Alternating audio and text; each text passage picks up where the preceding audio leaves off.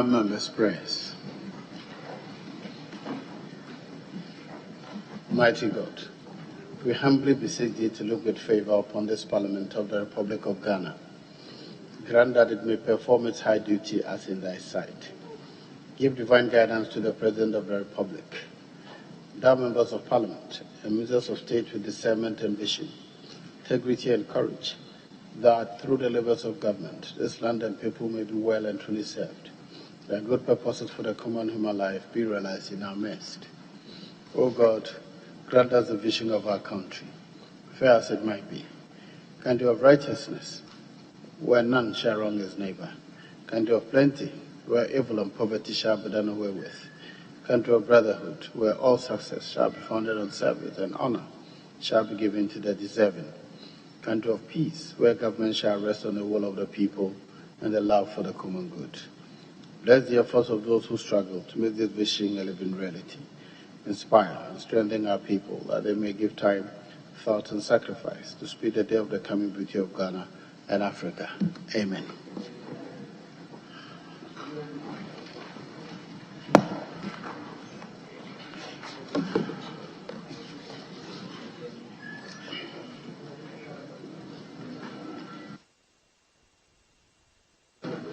Honourable members, will proceed with the correction of votes and proceedings,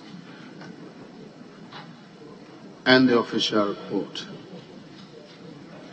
We have the votes and proceedings of Thursday, 16 December 2021.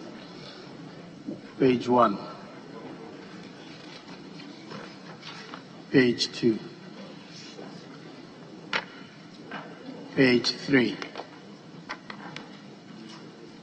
page 4, page 5, page 6, page 7, page 8. Yes, Honourable Member for Northern. I'm grateful, Mr. Speaker. Mr. Speaker, the second line at item number 4, as the first paragraph, traveling mercies and rejuvenation of, I would have thought that rejuvenation of health would be more appropriate instead of life. So if it can be considered rejuvenation of health, instead of life, it will appear as though, as if it's a resurrection of a sort, but I think rejuvenation of health is more appropriate. Thank you, Mr. Speaker. Very well. Page 9. Page 10. Yes, Member for West. West. Thank you, Mr. Speaker. Mr. Speaker, item 5B, I thought the page 28, where Mr. Kandapa, supposed to be the Minister for National Security, there was an insertion of MP and Minister responsible for national security. MP was supposed to be deleted in that column. Thank you, Mr. Speaker. Very well. Page 10. Page 11. Yes, Honourable Member. Please, Mr. Speaker, item number F at page 11. By the Honourable Minister. Instead of BY, we have BU. Thank you, Mr. Speaker. Very well. Page 11. Page 12. Page 13. Yes. Mr. Speaker, please, item number IV and V. The committee is Committee on Constitutional, Legal, and Parliamentary Affairs, not Parliament Affairs. Parliamentary Affairs. IV and V. Very well. Thank you. Page 14. Page 15. Page 16. Page 17. Page 18. Page 19. Page 20. Page 21. 22. Page 23. Page 24. Page 25. Yes, Honorable. Thank you, Mr. Speaker. Minister. Mr. Speaker, page 25, item XI. Ms. Pati Lilisole is a staff of the Ministry of Chieftaincy and Religious Affairs and not the Ministry of Finance. Thank you. Very well. The table office will take note. Page 26. Page 27. Page 28. Page 29. Page 30. Page 31. Page 32. Page 33. Page 34. 35. Yes. Honourable Member for Denta. Thank you, Mr. Speaker.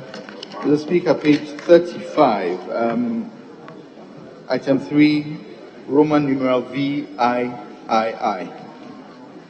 It's written Mr. E.A. Odami.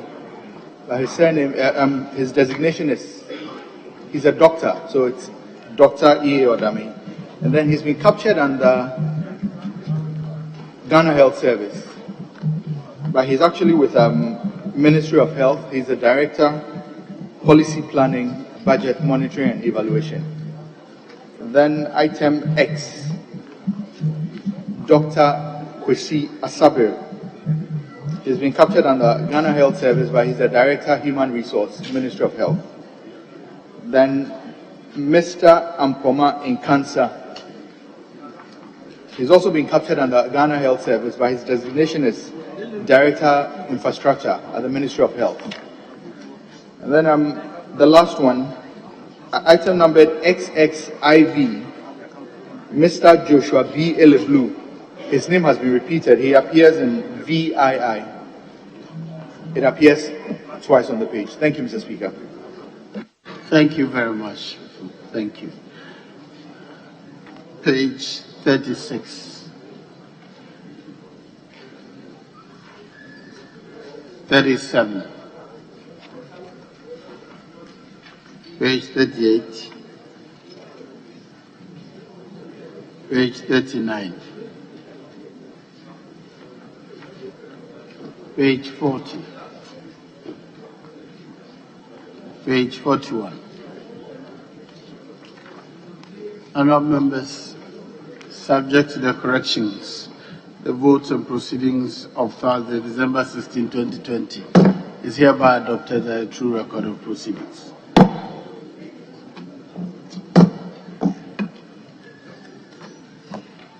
Honourable members, we have the official report of Thursday, November 25th, 2021. Any corrections, please?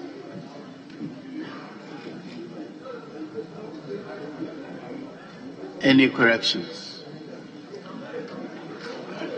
In the absence of any corrections, the official report of Thursday, November 25th is hereby adopted as a true record of proceedings.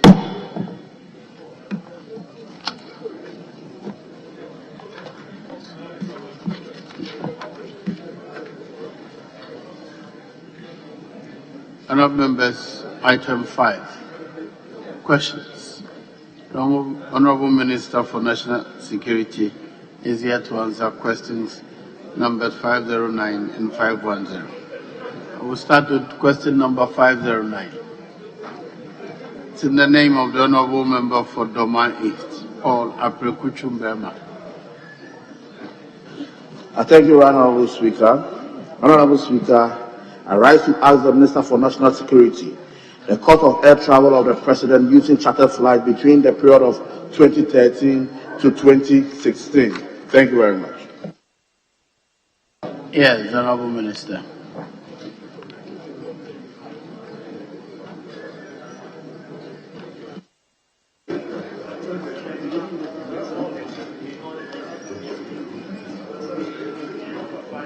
Speaker, on the cost of His Excellency the ex-President's air travels, to the extent that such costs were borne or covered by operational funds of the national security, they are clothed with rules of confidentiality and state secrecy. It is not the general practice in the intelligence community everywhere to make the suggested disclosures public. I thank you, Mr. Speaker.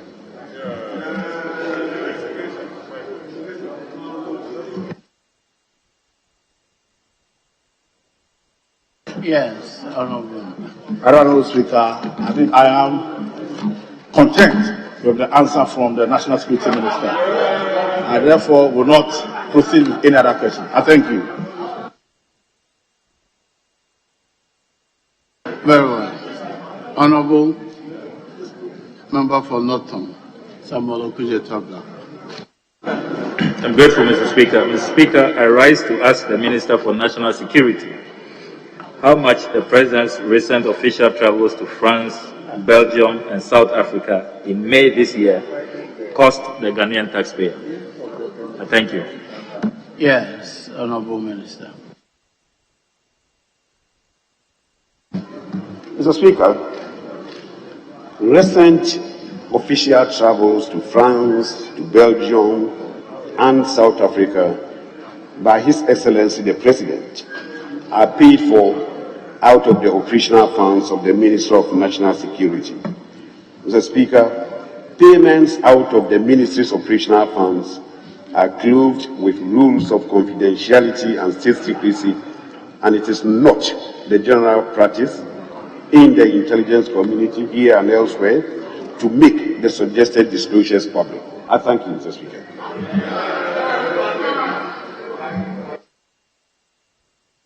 Yes, Honorable Member for Norton.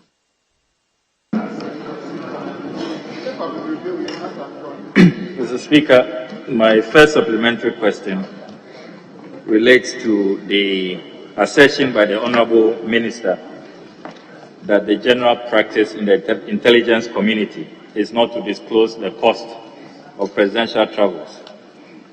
But I will contend that that is not the case.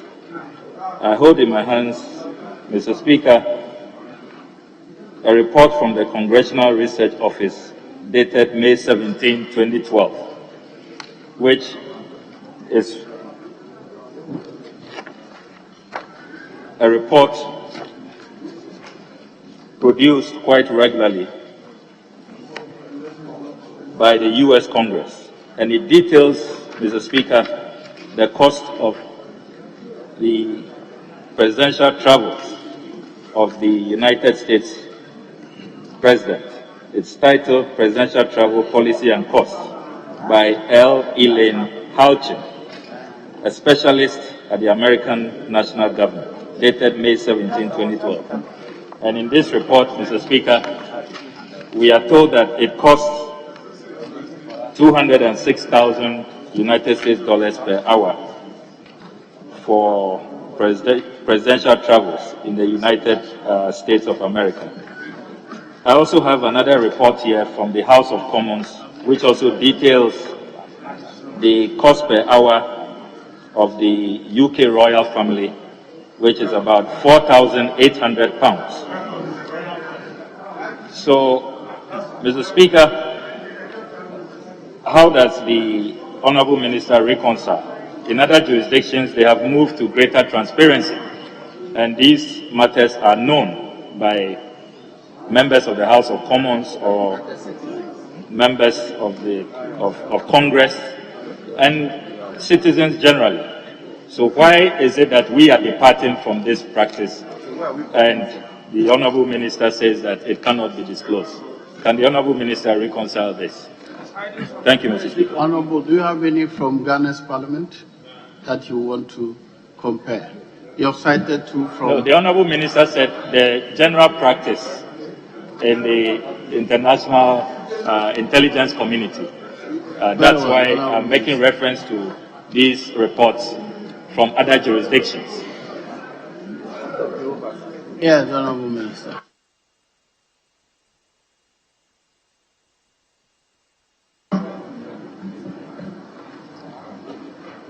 Mr. Speaker, I must confirm that by convention and for good public policy considerations, the utilization of operational funds are not subject to the oversight of any institution and are normally not disclosed. If it is disclosed in other jurisdictions, it may be because they are not paid out of operational funds. I'm talking about payments out of operational funds, and I don't believe there are disclosures anywhere. The costs that you are asking for were paid out of operational funds, and that is what makes it difficult for me to give you the details.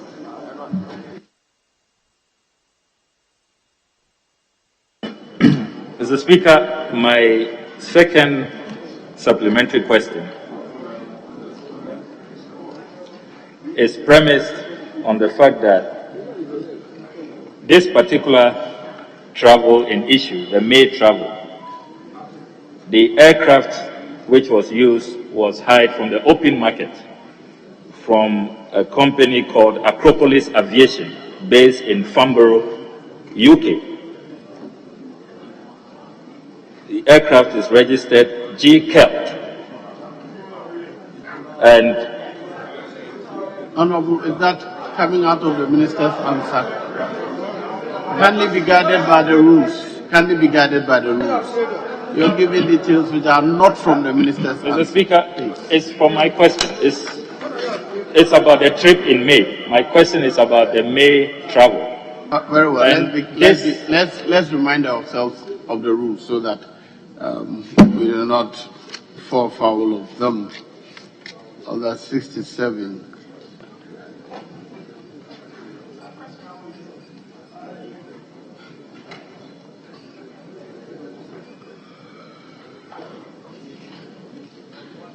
F, or the 67(1)(f), a supplementary question shall be subject to the same rules of order as the original question. The question shall not be asked regarding proceedings in a committee which have not been placed. No question shall be able to raise an issue already decided. Question shall not contain any arguments, expression of opinion, inferences, imputations, epithets, or controversial, ironical, or offensive expressions, or hypothetical cases. I suggest that we be guided by these rules, please. I'm grateful, Mr. Speaker. Mr. Speaker, I'll be guided. The supplementary question is simple. I am asking the Honorable Minister that the aircraft used was hired from the open market. So what could be the secrecy about this, since you went to the open market to get the aircraft? Thank you, Mr. Speaker. Yes, Honorable Minister.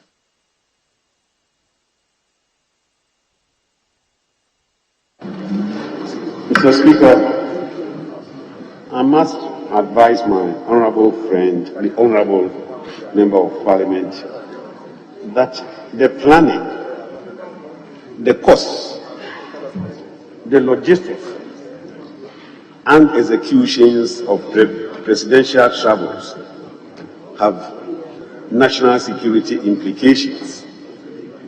such that any disclosure prior to, during, and after such travels have the potential of comprising the security of the entire state. I must request Parliament to bear with my inability to make any disclosures on the course of presidential travels for reasons of national security considerations. I thank you, Mr. Speaker. Yes. Mr. Speaker, the Honourable Minister has indicated that these are expenses from the operational budget of the ministry. I want to find out from the Honourable Minister if there is a threshold, a limit for these expenses, considering that this particular ACJ 320 Neo costs £15,000 per hour on the market. That is what is advertised.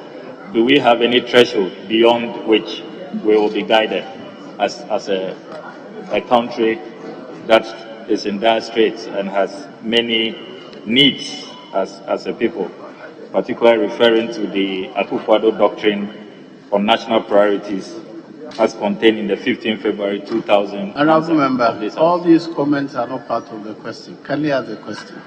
The question, Mr. Speaker, is that within this operational budget, do we have some limits as a country? Are there some thresholds that guides the Honourable Minister as he carries out this particular activity? Yes, Honourable Minister.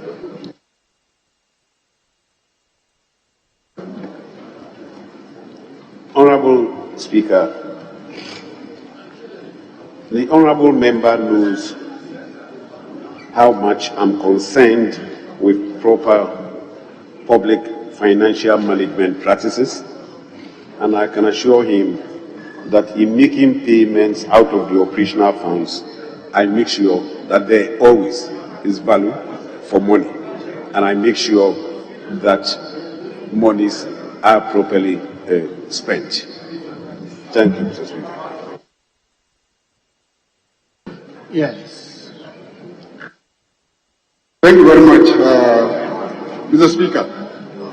Mr. Speaker, Article 135 of our Constitution, and if you may refer to your Constitution, Mr. Speaker. Article 135 of the Constitution says that the Supreme Court shall have exclusive jurisdiction to determine whether an official document shall not be produced in court because its production or the disclosure of its content will be prejudicial to the security of the state or will be injurious to the public interest. Mr. Speaker, can the Minister show us any other law that says that in this Parliament he can refuse to produce an official document on the grounds that it is injurious to the security of the state? You probably will want to ask your own question, but certainly it does not come out of the questions that were admitted in the House. Can you ask your own question, but it does not come out of the answers. Mr. Speaker, his answer... Please, let's not argue about... No, Mr. Speaker, his answer is that he cannot produce that information before this House because it is an operational expenditure and producing it will be injurious to the security of the state. That's his answer. So the follow-up question is that he should show a law, a constitutional provision, or a provision of the National Security Act which empowers him to refuse to produce an official information in this House on the grounds that it is injurious to national security. Honourable Member, what you cited, the constitutional issue, constitutional clause you cited, relates to litigation and production of documents litigation. I'm not sure it is applicable here. The question is declined. Yes. Thank you, Mr. Speaker. Mr. Speaker, I heard you read from the standing order, and and yet I want to ask this question just for my edification, so I learn from the proceedings of the House. The Honourable Minister said that he's asking for 816,787,000 Ghana cedis. And my question to him is, this operational fund, is it included in that figure?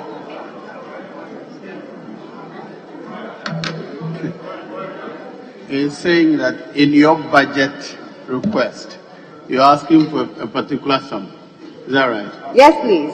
He's asking for page 9 of the order paper. He says that he's asking for 2022, 816,787,000 Ghana cedis.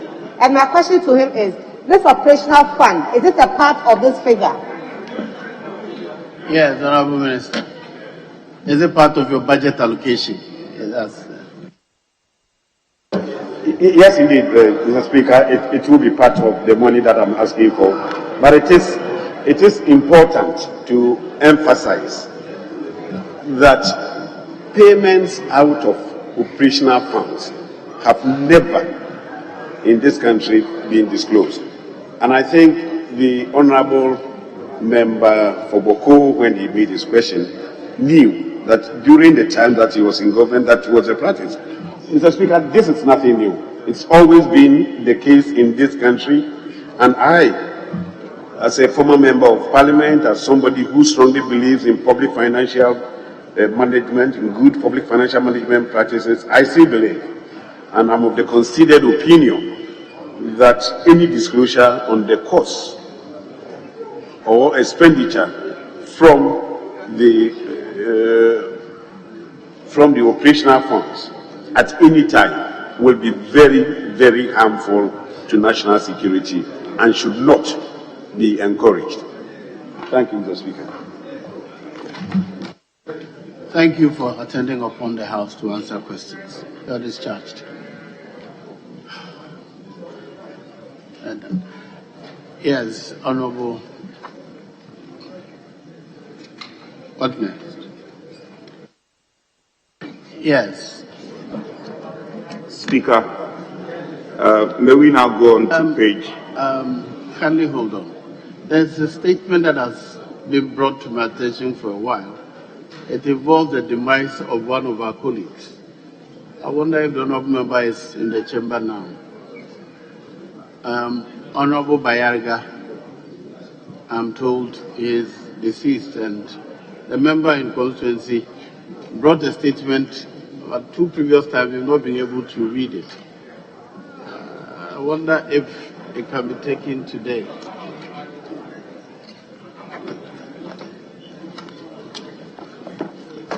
No, it means the Honourable Member is not in the House, is he? Very well. Let's read that. Speaker, we can now proceed to page 10 instead. Page 10 and take item 21. Page 10, item 21.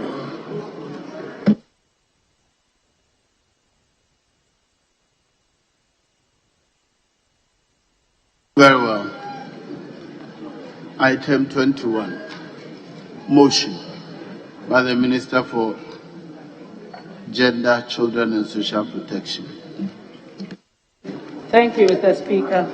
Mr. Speaker, I respectfully rise to move that this August House approves the sum of 1,143,421,000 cedis for the services of the Ministry of Gender, Children and Social Protection for the year ending 31st December 2022. Mr. Speaker, the allocation of this of a total of 1,143,421,000 cedis. Out of that, 38,465,000 cedis has been allocated for compensation of employees. 2,800,000 86,000 cedis has been allocated for goods and services from GOG.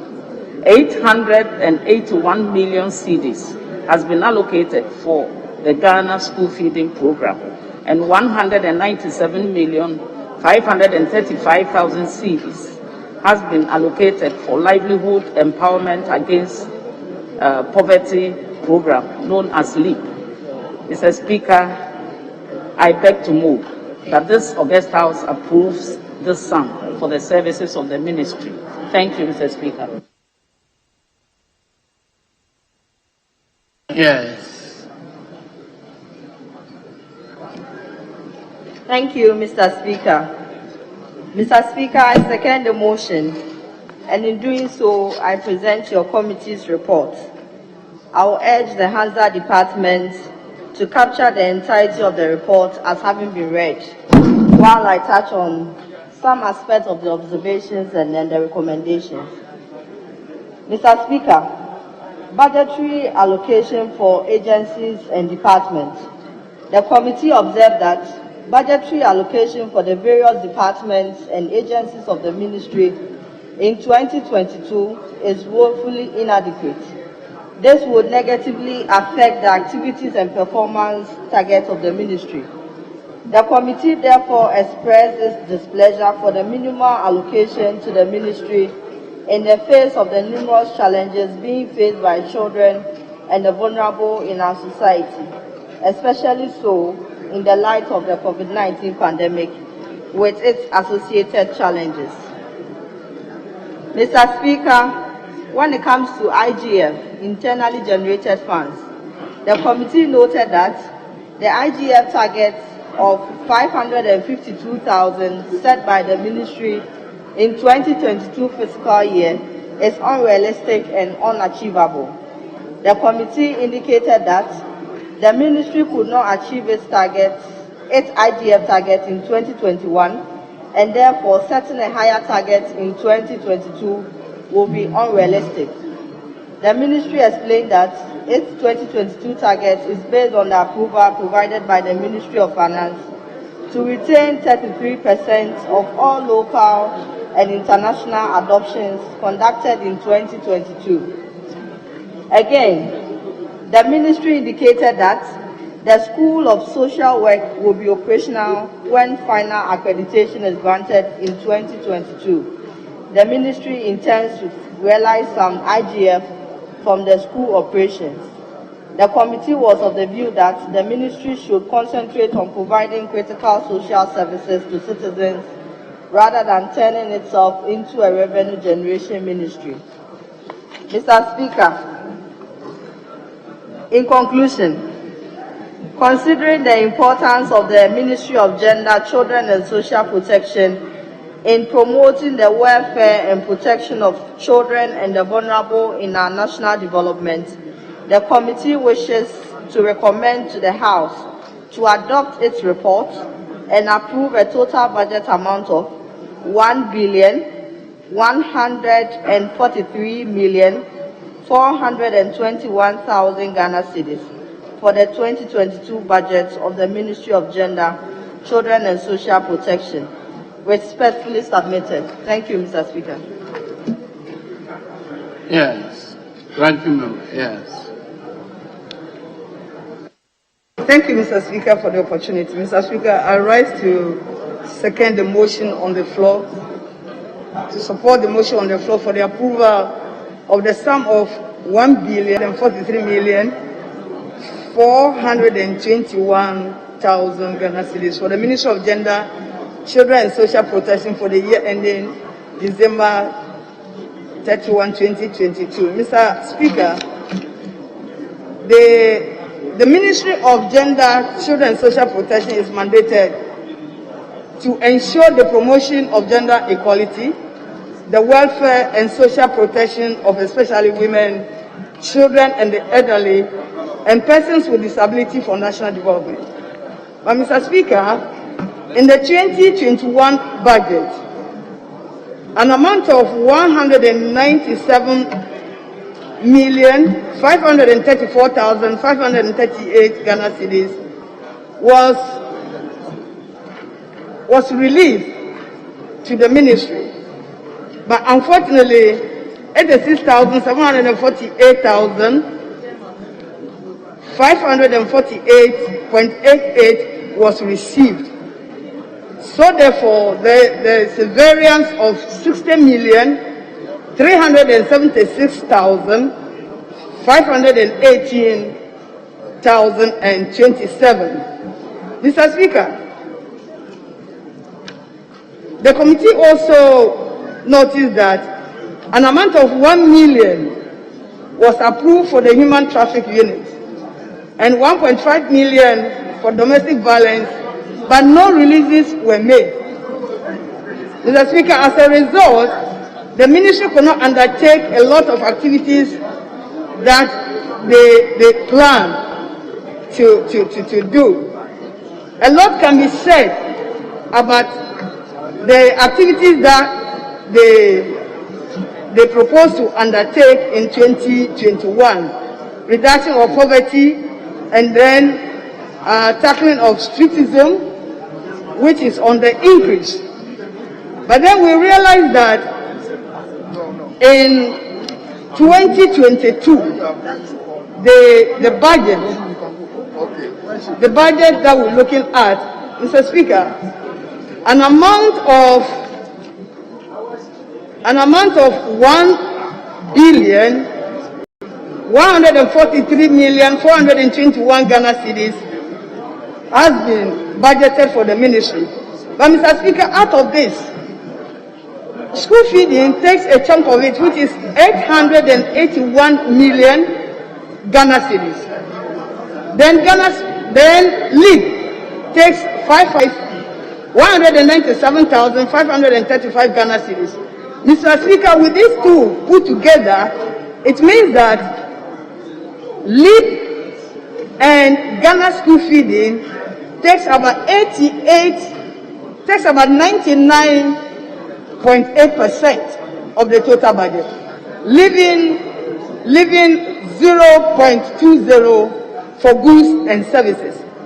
Mr. Speaker, looking at these figures, when the variance for 2021 was 60 million, and then we have now just 2,886,000 cedis for goods and services, one could say that these figures do not actually help the ministry to be able to undertake the activities that they have proposed to be able to do. Mr. Speaker, we also realize that in the 2021 budget, there was no budget allocation for the ministry for the Ghana school feeding program.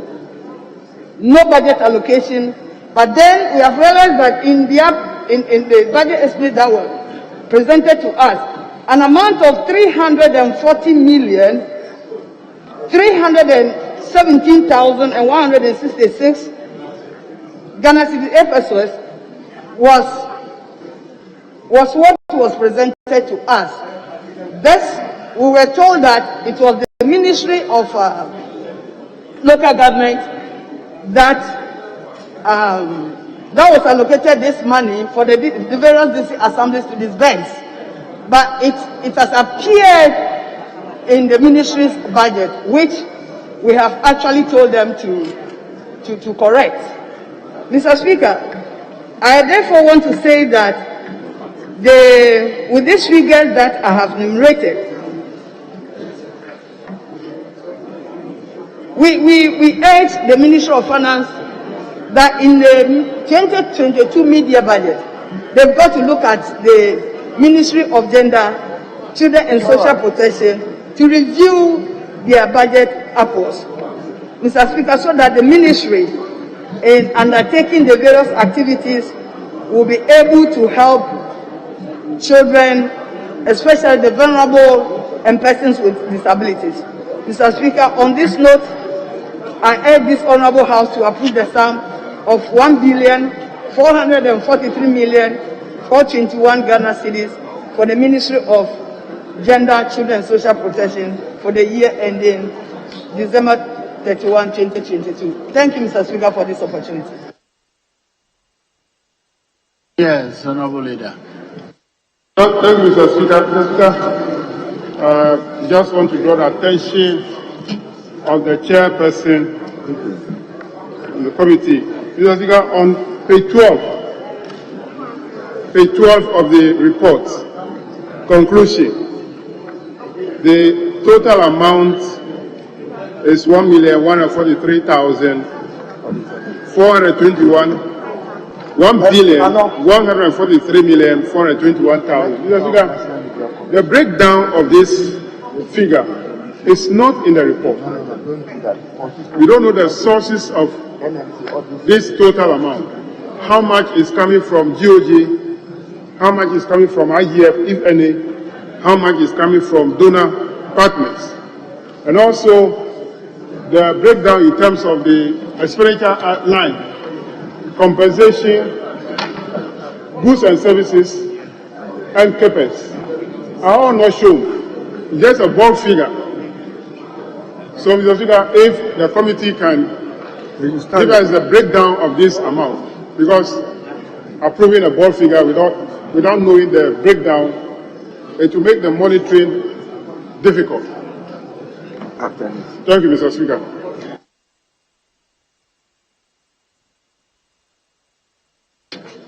Yes.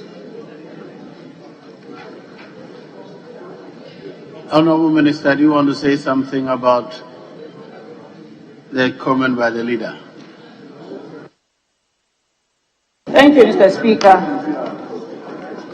The breakdown is on page 8, if that is what the honorable member is talking about. Thank you, Mr. Speaker. Is it the table 4? Is that the table 4?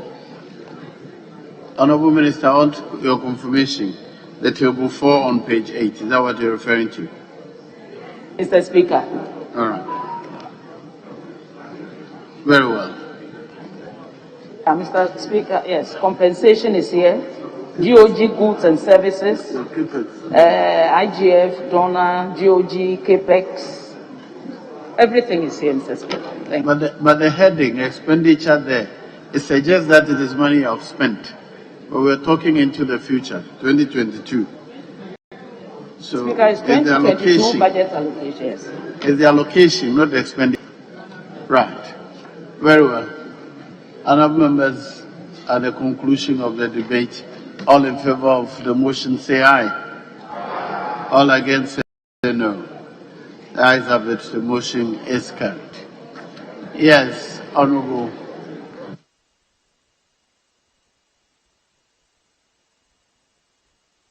Speaker, No, we were going to, but once you are... Speaker, shall we go to page 8?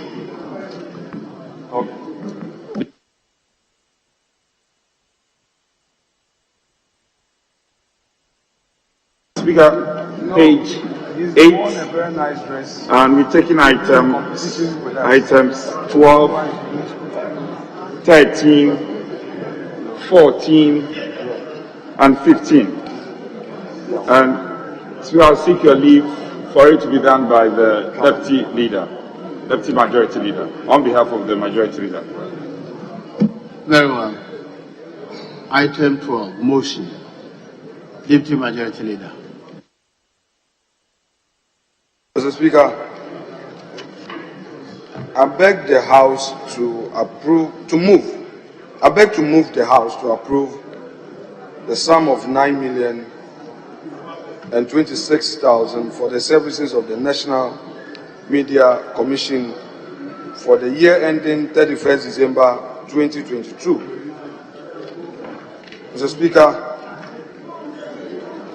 I move in terms of the committee's report, which has been in circulation for members to have their own bites on same.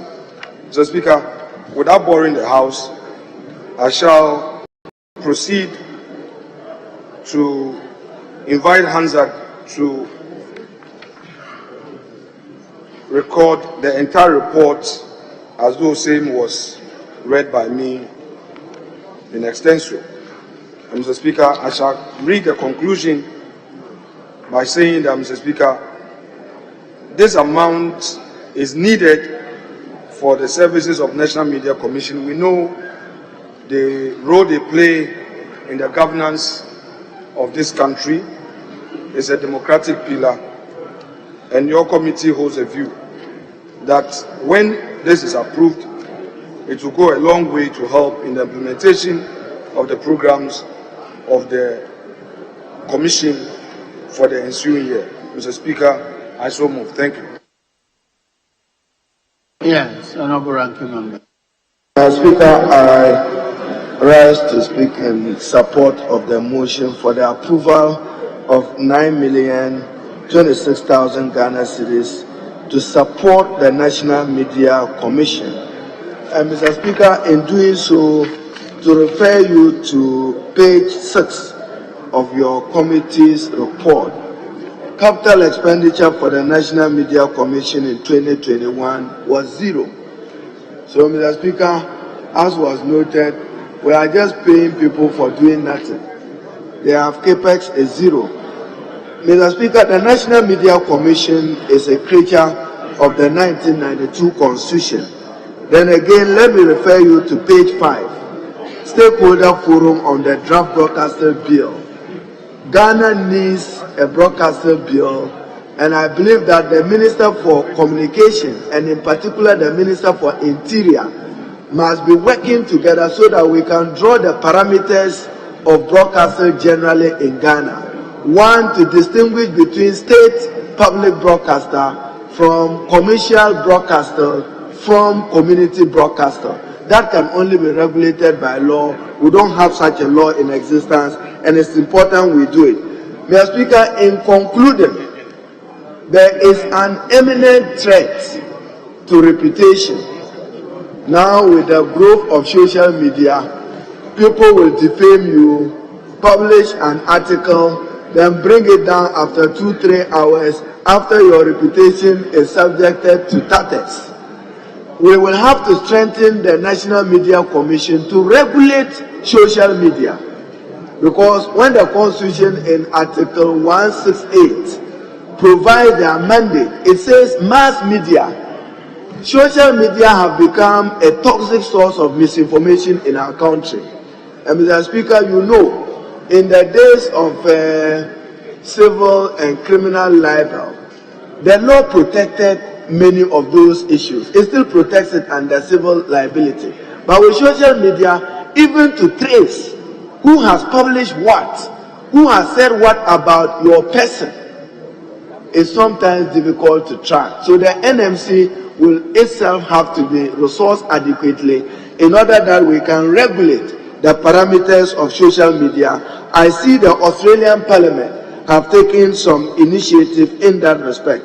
Mr. Speaker, it's also heartwarming to report that Ghana has one of the finest media landscape in the country, save that our journalists, some of them still, and I just want to refer to page 11, the safety of journalists is very important.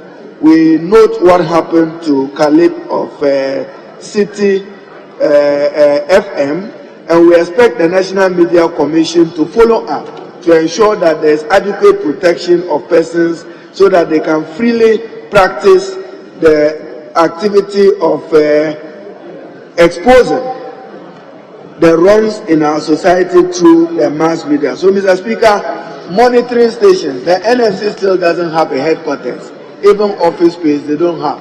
And then monitoring, Mr. Speaker, in the age of terrorism, if anybody took advantage of an FM station in Hamili or in Paga, it could be very disastrous for us as a country. Yet the National Media Commission has no equipment to be able to monitor. And then also language. If you are monitoring, you will need language experts to be able to support some of the monitoring you do in order to understand some of the issues that are said. So, Mr. Speaker, whilst I support this, I think that the budgetary allocation for the National Media Commission is woefully inadequate, and the Ministry of Finance must take steps to resource them at the level of CAPEX, particularly for the monitoring of our media landscape. Thank you, Mr. Speaker. Honourable members, all in favour of the House adopting the motion, say aye. All against, say no. The ayes have it. The motion is adopted. Item number 13. Yes, Honourable Deputy Leader. Mr. Speaker, pursuant to your leave again, I move the House to approve the sum as advertised on motion 13 and contained in the report of the Public Services Commission for the year ending 31st December 2022. Mr. Speaker, again, I move in terms of the content of the report and pray Hansard to capture same as having been read in extenso. Mr. Speaker, to say that the Public Services Commission is an important pillar in the governance of this country, and as we are well aware, Mr. Speaker, by an act, this commission came into being. Therefore, Mr. Speaker, supporting them with the amount would help in the implementation of its programs and activities for the ensuing year. I so move, Mr. Speaker.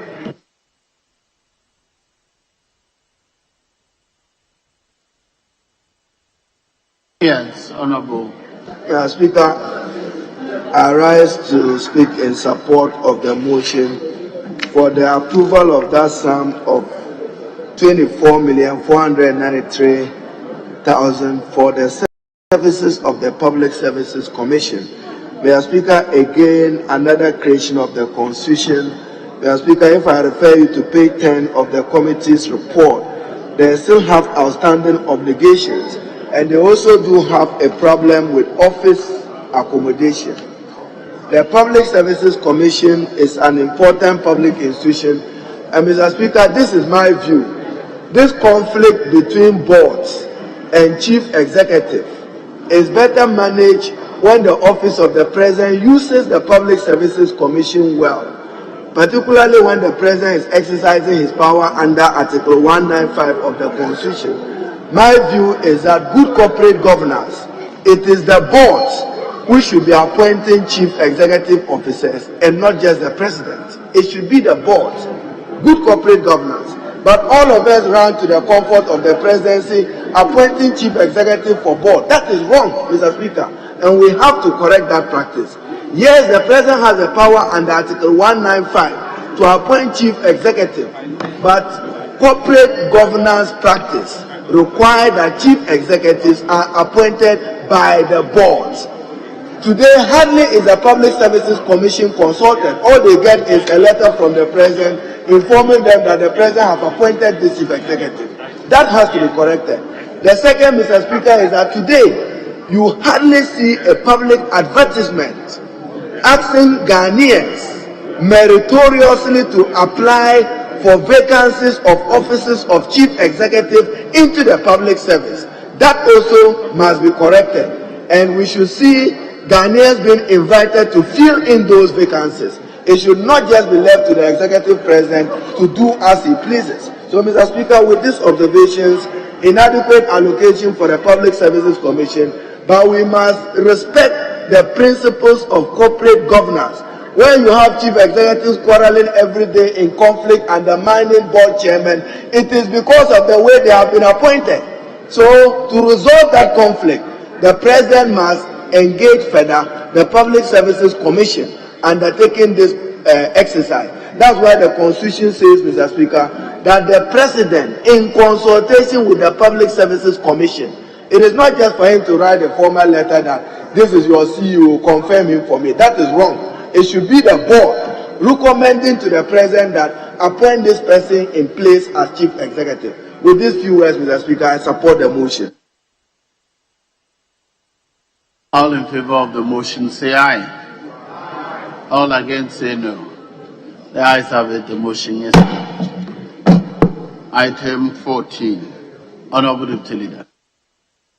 Speaker, on this rising, again move the House to approve the sum of 60,852,000 for the services of Commission on Human Rights and Administrative Justice for the year ending 31st December 2022. Mr. Speaker, I support the motion with the report of the committee, which has already been circulated for members. Mr. Speaker, I pray hands up to capture the report as though same was read by me in extenso. Mr. Speaker, we all know the role SHRAJ plays in the governance of this country, and I will not bore the House repeating same. I would therefore, Mr. Speaker, with your indulgence, pray that the amount be approved to enable them proceed with their programs and activities in the ensuing year. Mr. Speaker, respectfully submitted, and I thank you. Yes, leader. Mr. Speaker, I beg to speak in support of the motion that we approve 60,852,000 for the implementation of the programs for the Commission on Human Rights and Administrative Justice. Mr. Speaker, it is reported by the African Development Bank that Africa loses about $118 billion to corruption every year. So it means that we have to strengthen our anti-corruption institution, which includes the Commission on Human Rights and Administrative Justice. Mr. Speaker, may I refer you to page 12 of your committee's report and to strongly support the position that if Ghana is to succeed in its fight against corruption, our current assets declaration regime needs a review. Incomes, properties are not commensurate to the incomes that are earned. Recently, Mr. Speaker, in Nigeria, Abuja, their financial intelligence institution uncovered public officials. In one reported case, a public official was reported to be having up to $82 million. Adam, 82 million for one individual. But Mr. Speaker, in Ghana, the difficulty is that when we declare the assets, nobody knows whether you have acquired property in excess of your legitimate earning and income. Nobody knows. So we have to review the asset declaration regime. Understand that there is a bill known as the Public Officers Accountability Bill. We would need to get the Attorney General, bring it to Parliament, and Parliament must take interest. Then, Mr. Speaker, the notion every day in Ghana is as if ministers and MPs who are corrupt. Yet, there are many other persons, including chief executive officers, who cannot explain for the assets that they acquire. Some of them are not even caught under the rope to declare their assets. Yet, they earn more than those other persons. Corruption is a major problem of our public sector, no doubt about it. But it should not be misconstrued as if it's only high public office holders who are engaged in it. So, Mr. Speaker, I support the view that we review Ghana's asset declaration regime. Mr. Speaker, the Commission on Human Rights and Administrative Justice, it is constitutionally required to be in each region and each district. That is not the case. So we have to support the commissioner and the deputy commissioners to show presence in those other districts of the country. The Constitution requires them to be in all the regions and in all the districts. And we should not, Mr. Speaker, rule out petty corruption. We are always interested in political grand corruption. At the low level, a lot of abuse of state resources also happen, and an institution such as that can be helpful at that level. Mr. Speaker, largely there is an increase in their compensation budget because they intend to undertake some recruitment. That explains that why they have some increase in it.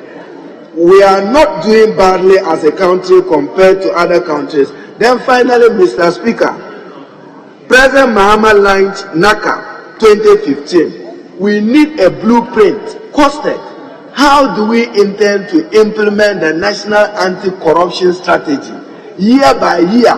Then Parliament can make adequate budgetary allocation to deal with it.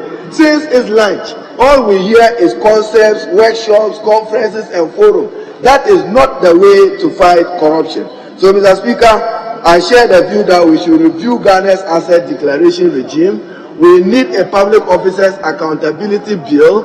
We need to expand the role of public officials who should come under the declaration of asset regime, and not just ministers and MPs and a few chief executives. With this, Mr. Speaker, I support the motion.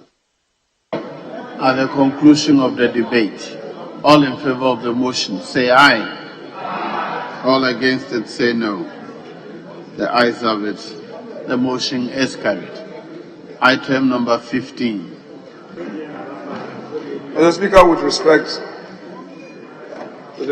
I beg to move the House to approve the sum of 88,144,000 for the services of the National Commission on Civic Education for the year ending 31st December 2022. Mr. Speaker, the committee's report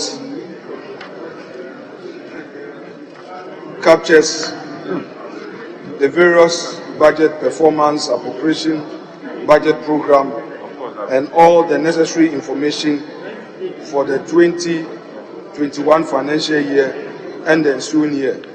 Mr. Speaker, I shall pray hands out to capture the entire report. And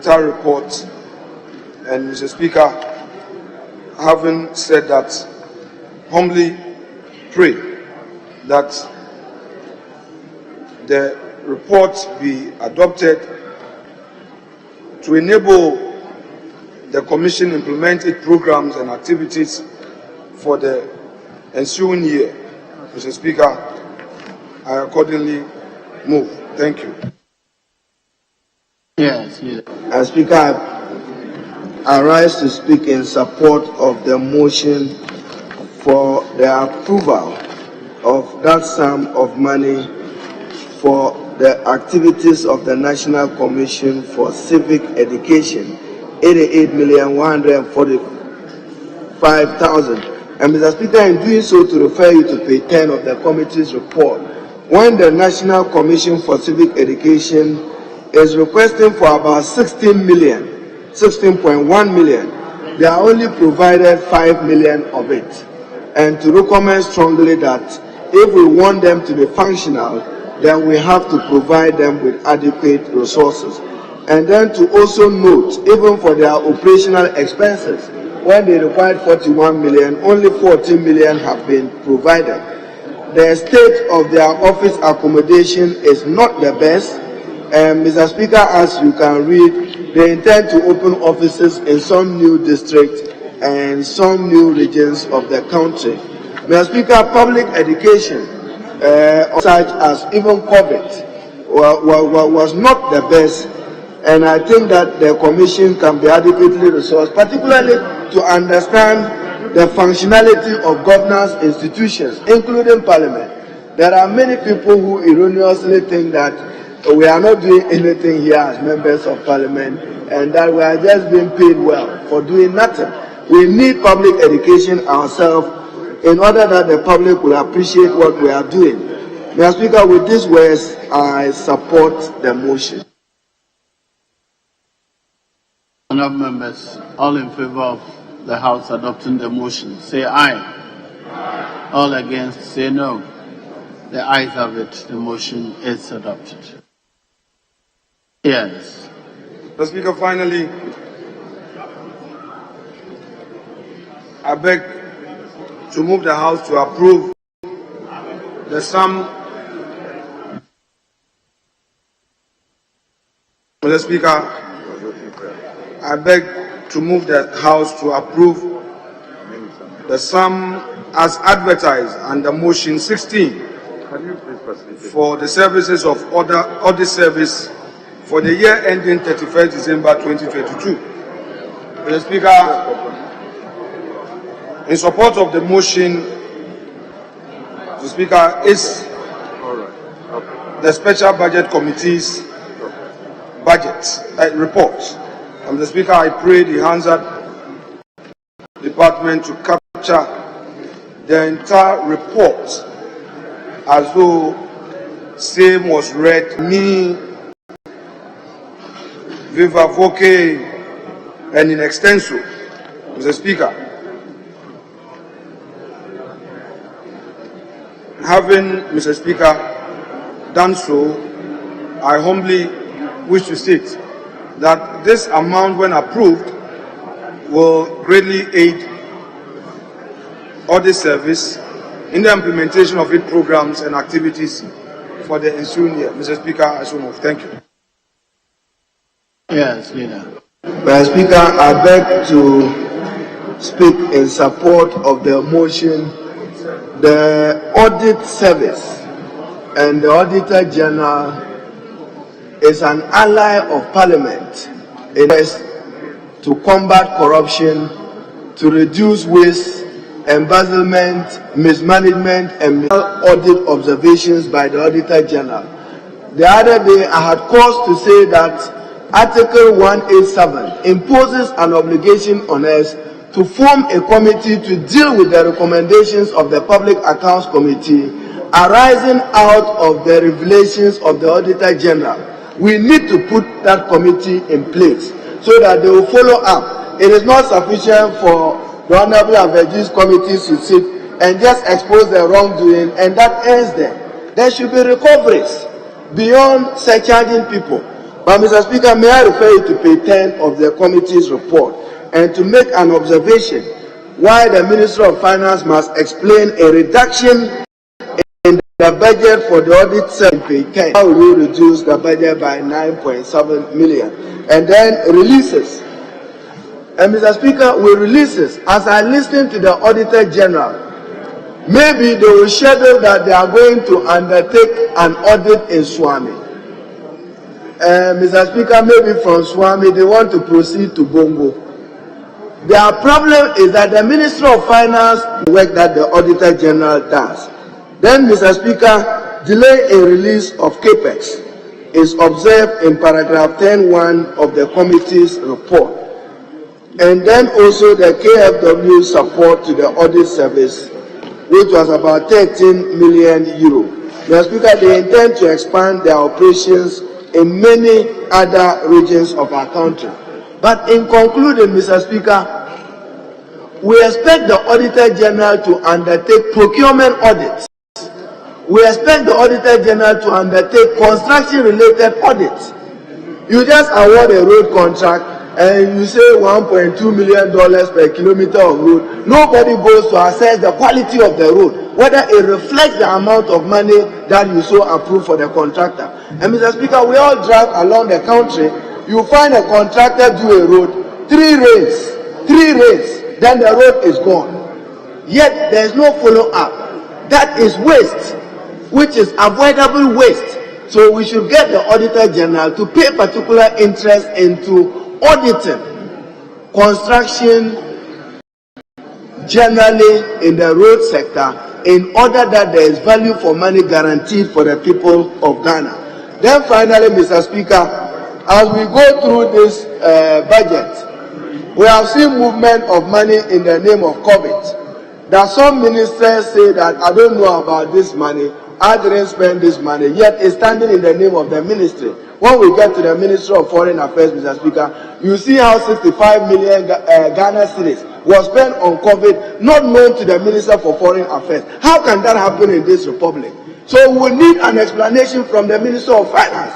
You just can't allocate 65 million COVID to Minister of Foreign Affairs and the Minister of Foreign Affairs doesn't know anything about it. This cannot happen.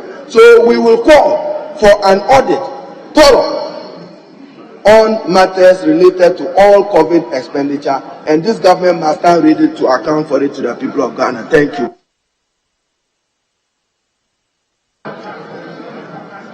Yes. Right, Mr. Speaker, I rise to speak in support of the motion and also to make very few comments, just to in line with what the minority leader has said. Mr. Speaker, we have a situation where the Ministry of Finance, we approve projects in this house, and the Ministry of Finance goes to appoint value for money auditing firm. Mr. Speaker, it shouldn't be the job of the Ministry of Finance to be doing this. It is the Auditor General who actually licenses auditing firms. So we should find a way of empowering the Auditor General to streamline this. Mr. Speaker, VFM on construction projects is not an accounting process, just counting the figures. So, Mr. Speaker, my plea is that the Auditor General should be empowered to begin to find a way that we can streamline how we license VFM companies instead of leaving it to Ministry of Finance, and so that we can create even some professional jobs out of that. And Mr. Speaker, I plead with my colleagues to approve this report, but the next time the Auditor General's reports, how the estimates are being taken here, we should see something in there that gives us a clear mandate that they are going to be able to do this instead of us leaving it with the Ministry of Finance. Thank you very much, Mr. Speaker. At the conclusion of the debate, all in favor of the motion, say aye. All against, say no. The ayes have it. The motion is carried. Yes, Leader. Speaker, page 3, presentation of papers. And we go on to item 7C, C for Camel, 7C, I. And Speaker, I seek your leave for the laying to be done by the Vice Chairperson to the committee. Very well. Item C, I. Yes, Chairman of the committee, you may now bow. Report of the Committee on Defense and Interior on the annual budget estimates of the Ministry of the Interior for the year ending 31st December 2022. A report is duly presented for distribution to members. Item CII. Report of the Committee on Defense and Interior on the annual budget estimates of the Ministry of Defense for the year ending 31st December 2022. A report is duly presented for distribution to members. Yes, Leader. Speaker, on the same page, but going on to item 7D, D for Daniel. Very well. By the Chairman of the Committee on Education. Chairman of Committee on Education. Report of the Committee on Education on the annual budget estimates of the Ministry of Education for the year ending 31st December 2022. The report is duly presented for distribution to members. Yes. Speaker, on the same page, E for Emmanuel, I. I'll seek your leave to do the lay. Very well. Item EI. Report of the Special Budget Committee on the annual budget estimates of the Electoral Commission for the year ending 31st December 2022. Item EII. Report of the Special Budget Committee on the annual budget estimates of Parliament and the Parliamentary Service for the year ending 31st December 2022. Reports are duly laid for distribution to members. Yes. Speaker, page 7. And we're taking item 9. You may recall yesterday we had, there was a suggestion from our colleagues that we needed to input some correspondence from the Ministry of Finance. I am reliably informed the chairman has effected that correction. So, Speaker, with your leave, if you may read that portion of the report, and then the question can be put now. Very well. Yes, Honourable Member. Yes. So, Speaker, per your directive yesterday, the committee accordingly did the following, and it's captured in page 9, paragraph 10.2, titled Coastal Protection Works. The last paragraph reads, the committee was informed by the Ministry of Finance that a provision of terminal guarantees has been made available for the completion of the feasibility and engineering studies for the coastal communities adversely affected by tidal waves, including. Thank you, Mr. Speaker. Very well. I think that is satisfactory, so I can now put a question. All in favor of the House adopting the report of the Committee on Works and Housing, say aye. All against, say no. The ayes have it. The motion is adopted. Yes. Speaker, we can now move on to page 10. Page 10 and take item 23. Item 23, motion, a Minister for Lands and Natural Resources.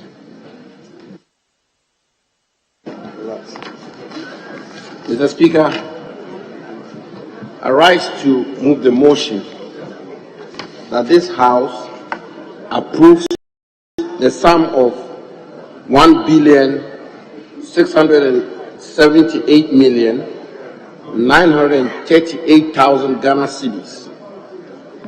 Mr. Speaker, as for the services of the Ministry of Lands and Natural Resources for the year ending 31st December 2022. Mr. Speaker, the breakdown of this sum is as follows: 412,082,000 for compensation of employees, 1,005,509,000 for goods and services, 261,347,000 for capital expenditure. Mr. Speaker, so move. Yes, Chairman of the Committee. Yes. Right Honorable Speaker, I rise to second the motion, and with your permission, I present the committee's report. I expect the Hamzat office to capture the entire report as having been read, whilst I concentrate on one observation and conclusion. Mr. Speaker, the total budgetary allocation to the Ministry for 2022, page 16 of the report, the committee noted an error into the computation of the total budgetary allocation to the Ministry in the budget statement and economic policy document, page 239. It was found that in the computation of the total allocation, the sum of 1,369,338 Ghana cedis, the allocation to two items were omitted. These items were the Green Ghana and the Alternative Employment and Livelihood projects, which amounted to 309,600,600,000. The addition of this amount brings the total allocation of annual budget estimates of the Ministry to 1,678,938,000 Ghana cedis. Officials of the Ministry of Finance stated that the error was detected, and after presentation of the budget, and steps were taken to rectify the error and incorporated into the correct figures of the Ministry's budget.